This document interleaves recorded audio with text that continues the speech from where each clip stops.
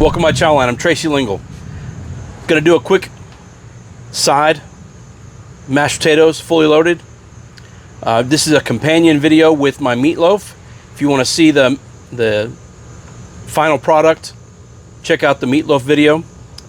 And but we're gonna show you how to do this. Now I've taken 10 pounds of Idaho russet potatoes, cut them up into small pieces, and got them tender. 2 pounds of crispy bacon,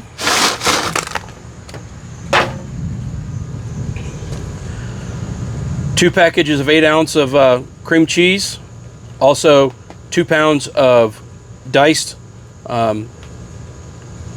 Kerrygold cheddar cheese, and I'm going to save a little bit of that. Platoon Sergeant Grill Your Ass Off seasonings, salt, pepper, garlic, season to taste, however much you like. We'll add more later. We'll go ahead and start pushing this in. Take you a potato masher or whatever you have.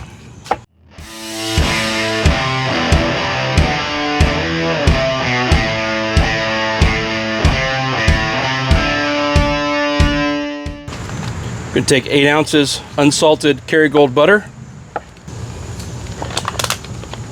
Then we're going to take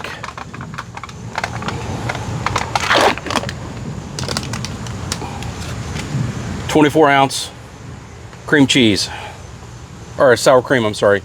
24-ounce of sour cream. Well, that just worked out great, didn't it? We're going to mix this all up till thoroughly mixed. And then we'll layer on top some cheese, cover it in foil, and stick it on the smoker till all the cheese melts.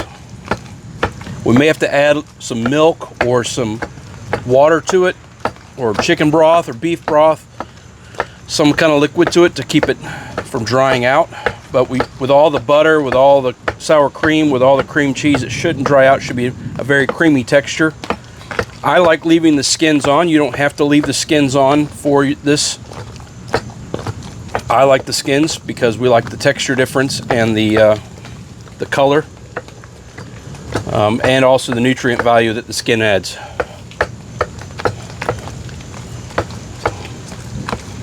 See how nice and creamy that's starting to look?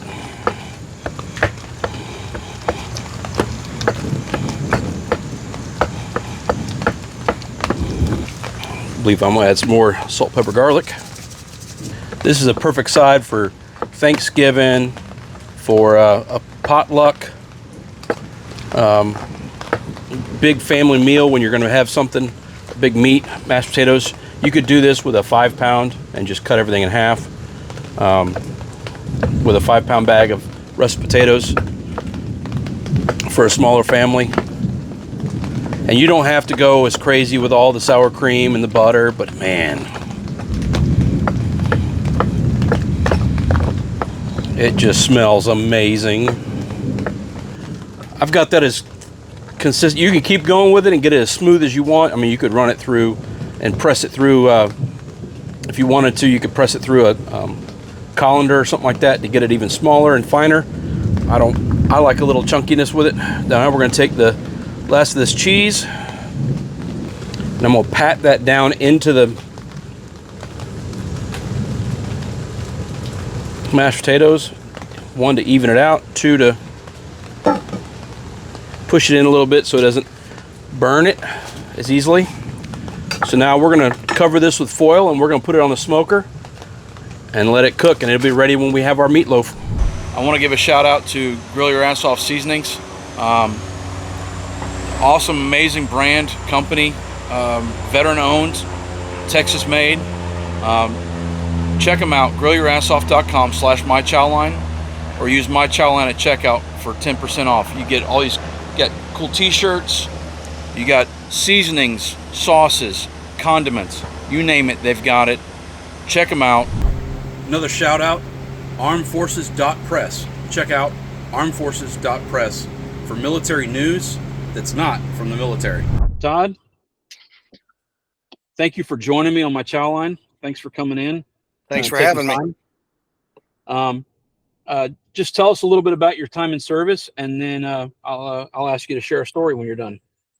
Okay, Cheers. well, cheers. So I came in the Army in 1986, commissioned as a second lieutenant. Started life as an infantry officer. Um, Spent 3+ years as an infantry officer. Got branch transferred to quartermaster. I was a quartermaster officer for 10 years, and then was fortunate enough to be able to change once again and went to psychological operations.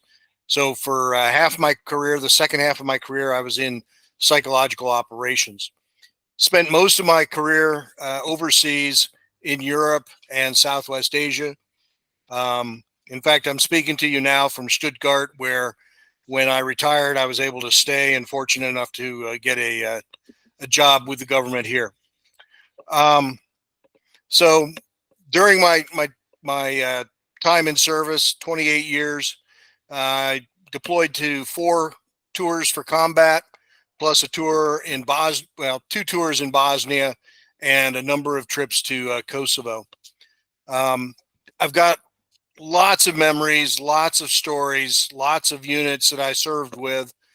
Some of the predominant units were the 1st Armored Division. I went to Desert Storm with them. 82nd Airborne, I went to Operation Iraqi Freedom 1 with them.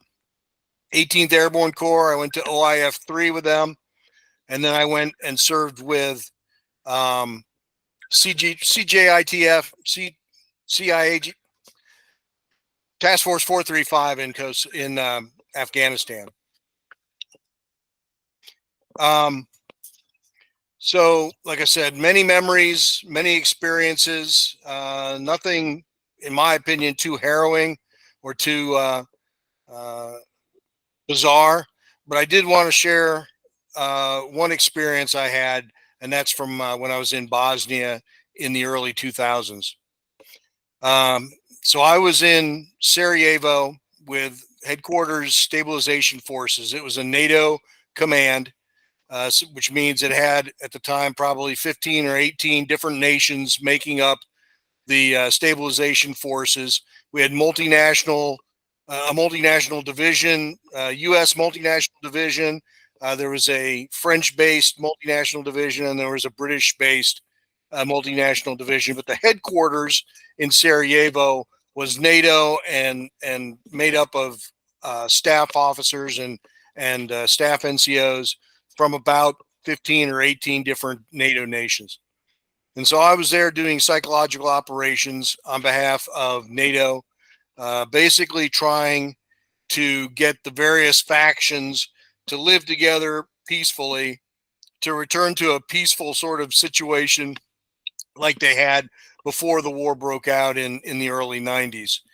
And along with that, trying to promote some of the other various policies and programs that we in NATO had for the people of Bosnia and Herzegovina, demining efforts and weapon removal sorts of programs. But at any rate, so I was doing that, and in my position, I would quite often go downtown, outside of the camp, downtown, and meet with some of the other organizations that were trying to work there in Bosnia. UNHCR, UN High Commission for Refugees, OSCE, Organization of Central European States, and Red Cross, and some of these sorts of organizations.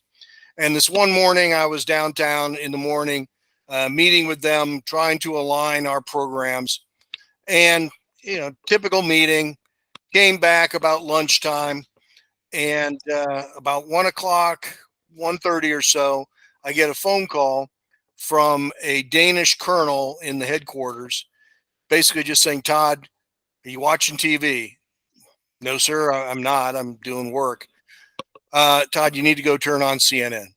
So I went into our conference room and turned on CNN just in time to see the second plane hit the World Trade Center. And CNN, of course, was on a continual loop, and I probably sat there until 4 a.m. watching as the towers burned and the towers collapsed and the Pentagon got hit and the fourth plane got flown into the ground in Pennsylvania, and just continued to hear the talking heads and the loop continually playing back and watching it for new clues, new information.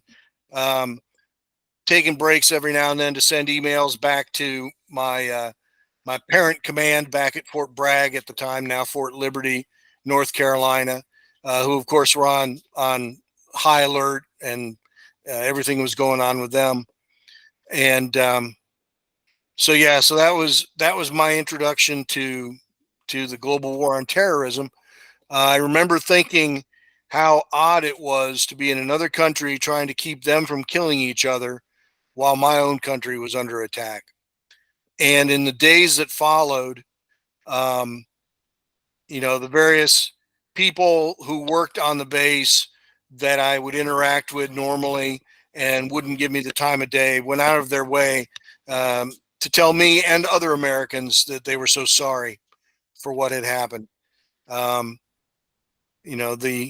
The other national representatives of the various other militaries that were there. Normally, it was only the Americans that wore the full battle rattle and the helmet when we went outside the base and went out to do missions. But all of a sudden, they were wearing their full battle rattle, their helmets, their body armor, because of the threat. And then my final memory from that time was in front of the U.S. Embassy in Sarajevo. Happened to drive past there about, I don't know, a week or 10 days after the attacks of 9/11. And all the flowers and teddy bears and candles and signs that the people of Sarajevo had left in front of our embassy, because they remembered what we did for them, and they were showing in the only way they could that they were one with us, and they were in our corner. And that was very emotional for me. I imagine so. Yeah. I imagine so.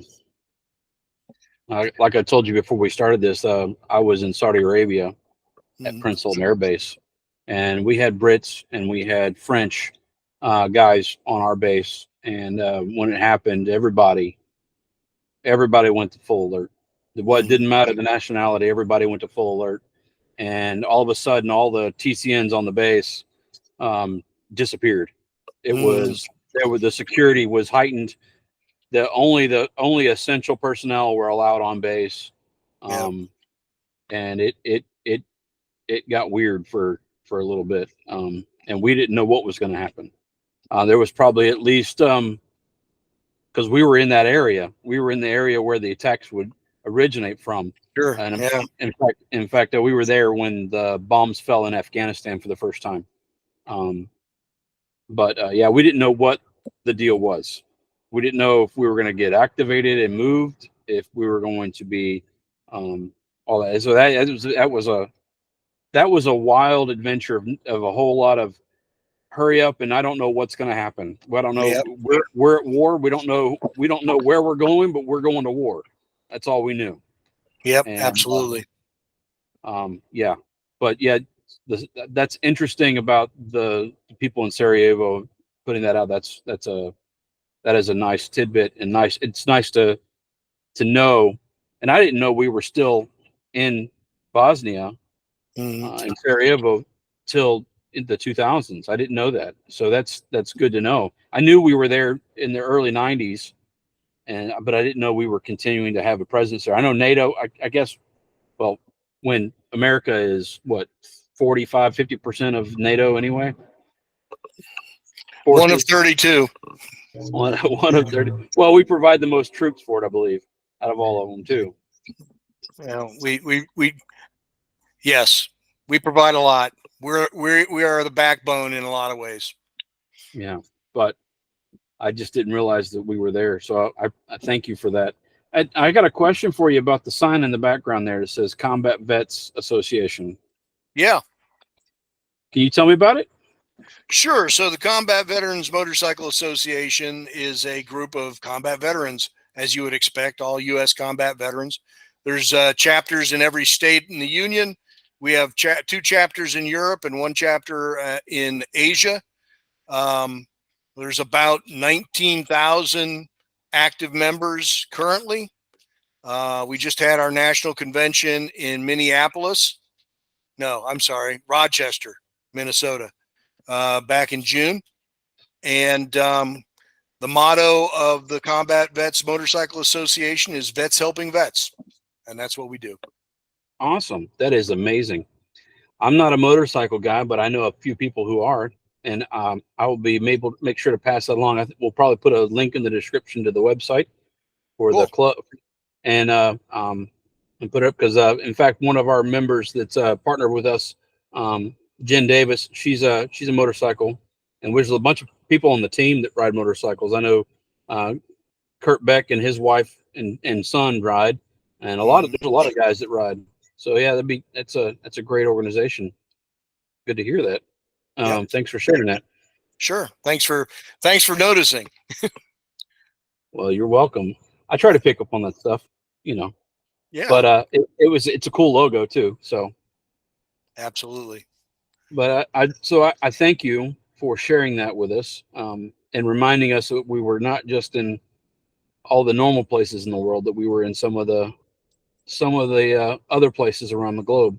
Because that's one of the things too that one of the reasons why I like sharing these stories is because a lot of times we catch a stories like, oh, wait a minute, we were there. That's right.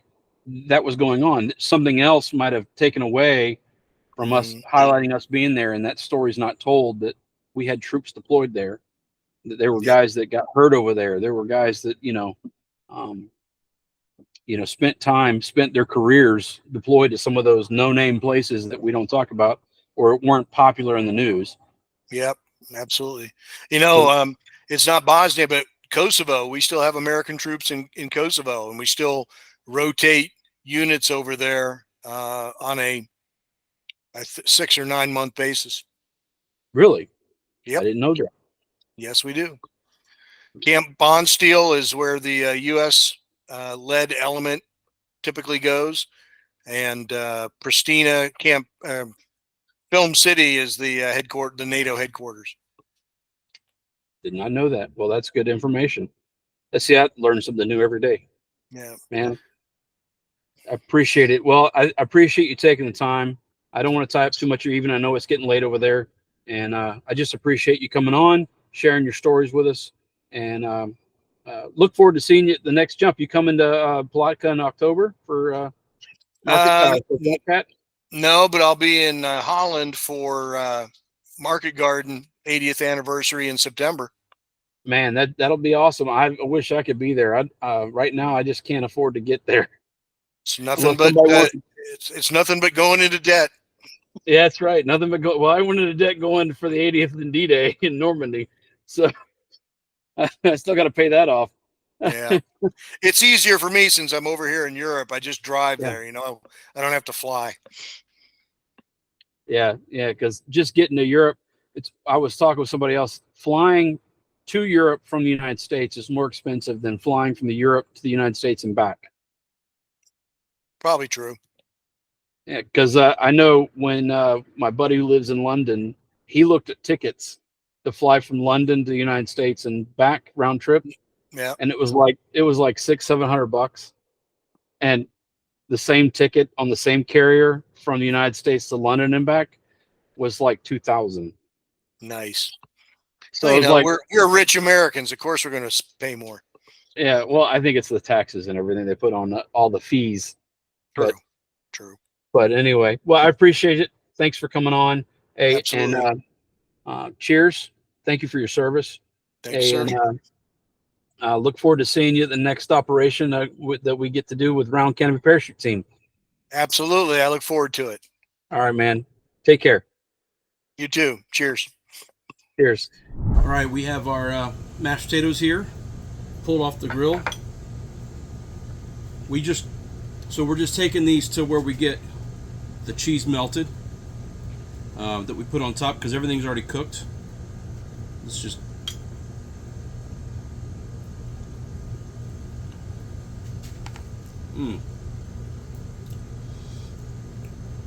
got some bacon, the salt, pepper, garlic, and the seasoning is really good, creamy. Cream cheese, it's a smooth texture. Get a little crunch from the bacon. The flies know it's good. My goodness. Platoon sergeant, salt, pepper, garlic. That's the way to go. It's a great side. Just the right amount of salt, just the right amount of garlic, just the right amount of pepper. Oh man, it's good. Cheese. That cheese is distinct. It's not like super strong. But it has a distinct flavor to it. It's really good. That Kerrygold cheddar is really, really good. All right, well, I'm gonna get this inside before the flies get a hold of it. But guys, check it out. Check out the meatloaf video when it comes out. See it. Talk to y'all soon.